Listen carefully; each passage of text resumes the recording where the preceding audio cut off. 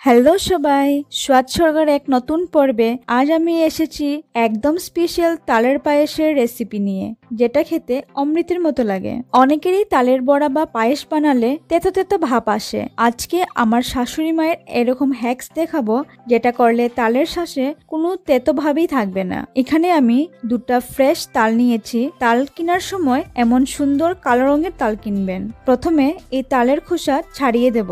এই কাজটা একটু মেসি, তাই আজকে আমি শাশুড়ি মার হেল্প নিয়েছি।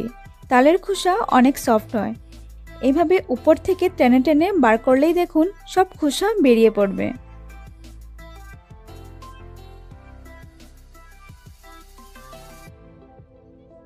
তারপর এক চামচ চুন দিয়ে ভালো করে গুলে খোসা ছাড়ানো তালটা ঢেলে প্রায় 2 ঘন্টার মতো রেস্টে দেব।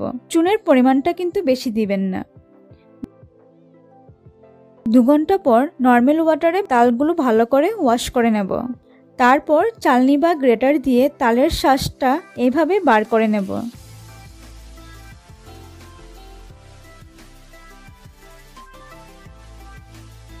সবগুলো তালের শ্বাস বার করে নেওয়ার পর এবার ভালো করে ছেঁকে একটা পরিষ্কার কাপড়ে ঢেলে কাপড়টা বেঁধে ঝুলিয়ে রাখবো প্রায় 2 ঘন্টার মতো।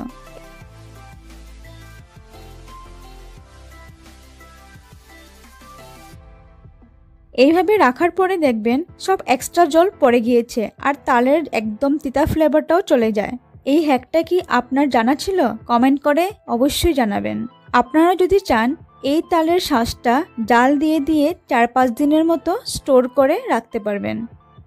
তালের পায়েসের জন্য 2 কাপ তাল লো ফ্লেমে বসিয়ে এর মধ্যে আধা লিটার দুধ আর 1 কাপ চিনি দিয়ে ভালো করে 15-20 মিনিটের মতো জাল দিলে হয়ে যাবে টেস্টি তালের পায়েস। আপনারা চাইলে ড্রাই ফ্রুটসও অ্যাড করতে পারেন, কিন্তু আমি তালের অরিজিনাল ফ্লেভারটাই বেশি পছন্দ করি, তাই আমি এক্সট্রা কিছু অ্যাড করছি না। এই শ্বাস দিয়ে পায়েস বানালে ফ্লেভারটাও একদম স্বর্গীয় হয়ে যায়।